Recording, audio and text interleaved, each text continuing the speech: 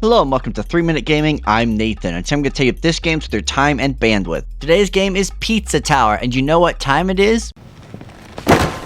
Pizza time. Is this platformer worth ordering takeout? Pizza Tower is currently only available on PC, where it is available on Steam for $20. And the game has 19 levels, which will take you anywhere from 6 to 8 hours, depending on your skill level. So what exactly is Pizza Tower? Well, it's a 2D platformer greatly inspired by the Wario Land games on the Game Boy systems, though with a pinch of Sonic the Hedgehog and a little bit of that Buster Bust Loose game on the Super Nintendo. You play as Peppino Spaghetti. Yes, that's his actual name. A fat, balding, but weirdly agile Italian chef. When a Pizza Tower shows up next to his restaurant, he knows what he must do: climb it and destroy it. The game is broken up into several themed floors, each with a boss for 19 levels in total. To unlock the boss on each level, you need to save up to 5 sentient toppings to earn cash to pay for the boss door to open. Once you beat that, it's into the elevator for the next zone. Peppino's controls are the core of this game. As it's mentioned, it's very Wario Land, but with an absolute frenetic energy and heavy reliance on learning how to harness his insane momentum. You can do the usual basic stuff: jump, slide, crawl, ground pound, etc., but his moveset evolves when he dashes. When dashing, Peppino can run up walls, roll or smash through barriers, do a mid-air pause to freeze and change direction, dive, super jump, and more. And should he gain enough speed, he'll be able to smash through not only metal barriers, but enemies in his way as he goes absolutely ballistic and out of control. As mentioned, momentum plays a key part, as dashing too much can lead to unwanted wall runs or bad turns, and hitting a wall stops him flat. These mechanics of bouncing between wall runs, dashing along large gaps, and so on are crucial to master should you wish to beat the Pizza Tower. Of course, there's combat here as well, tied to a combo meter. Peppino can't die, but taking damage will lose score and reset that combo meter, which is a DMC-esque points multiplier that stacks as you kill in rapid succession. As mentioned, you can either grab or punch enemies or barrel through them, with tons of unique enemies requiring different approaches. Every level often has its own unique gimmick mechanic that'll change up Peppino's gameplay style. For example, one level you might be in a heavy suit of armor that can't jump or dash, but inclines will slide you forward to stab enemies. Another might have you riding a sausage like a bucking bronco, or mutate into a flapping pizza box. These mix up gameplay significantly and add a ton of variety. Once you reach the end of a level, you enter Pizza Time.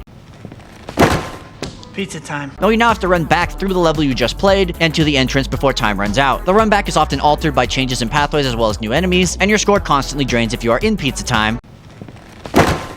Pizza time. But honestly, it feels more like a victory lap, as most times you've learned the level and now you just have to traverse it in reverse. And that's really the gist of Pizza Tower. It's a Wario Land-esque platform with tons of creativity, fast speed, insane enemies, and an absolutely zany style. So what did I like about Pizza Tower? Well, once you master this game's controls, it feels mwah, mamma mia, absolutely fantastic, with its frantic forward momentum insanity feeling great to play. Additionally, this game looks just great. It's like an MS Paint drawing of a Nickelodeon cartoon circa the 90s, with a whole host of weird oddities paired with some downright incredible music. And lastly, honestly, the level of creativity on display here is absurd, not just with the art and music, but each level boasting new mechanics. There's honestly more ideas in, say, the saloon level alone than most entire games. Each level is an absolute treat of new things to find and do. When it comes to the bad, this game's controls definitely have a learning curve, with you feeling like a clumsy middleweight Italian man before actually getting things wrangled in. And speaking of learning the controls, this game gets pretty hard pretty quickly. It's not like any of those Maso-core platformers or anything, but it does require a level of skill that some might find overwhelming. And lastly, some might think this game takes maybe too many ideas from the Wario Land games and loses some of its identity in the process. I am not one of those people, but I needed another con, and this is my video, and so that's what I came up with. As you know, right, games here on a 3-point scale, must play, maybe consider, don't bother. I absolutely think you should play Pizza Tower, and it is definitely a hidden gem on Steam. This game is exceptional, one of the most creative, visually engaging, and unique platformers I have ever played. I'd go so far as to say this is a Nintendo level of platforming quality, no joke, and you absolutely need to pick this up if you enjoy 2D platformers in any way, shape, or form. Or, you know, if you just like pizza. That's all I have for you today. Thank you so much for watching. If you played Pizza Tower, have you heard of it? Please let me know in the comments. But regardless, you know what time it is. That's right, it's